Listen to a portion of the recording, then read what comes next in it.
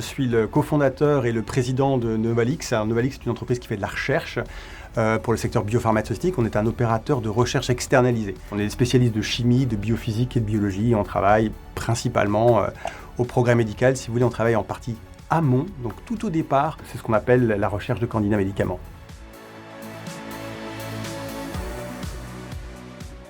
Dès l'origine, on a cherché à s'internationaliser le plus possible.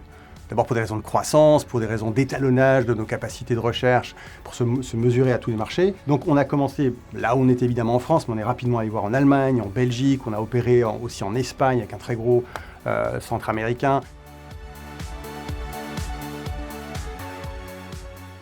Notre plus grosse expérience et réussite commerciale à l'export, c'est vraiment le Japon. Le Japon, pour plein de gens, c'est hyper compliqué d'y accéder. On n'y pénètre pas en matière d'affaires. On le visite, c'est génial. Et nous, on a mis du temps et on a réussi. On fait un flux d'affaires important avec les appareils de recherche pharmaceutique au Japon.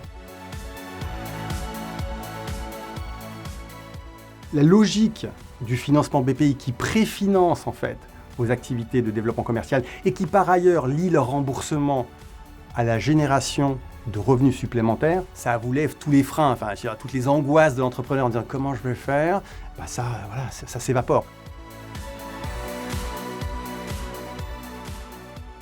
Il faut exporter d'abord parce que c'est de la croissance, ça permet de se diversifier géographiquement, mais en plus, il faut absolument pouvoir se jauger aux référentiels mondiaux. Être le champion de son village, c'est sympa, être le champion olympique, c'est pas le même niveau. Donc si vous voulez être une entreprise globale, et peu importe la taille, mais qui opère globalement aux standards internationaux, il faut vous mesurer à l'export. Osez entreprendre, il faut oser le monde, il faut y aller, n'hésitez pas.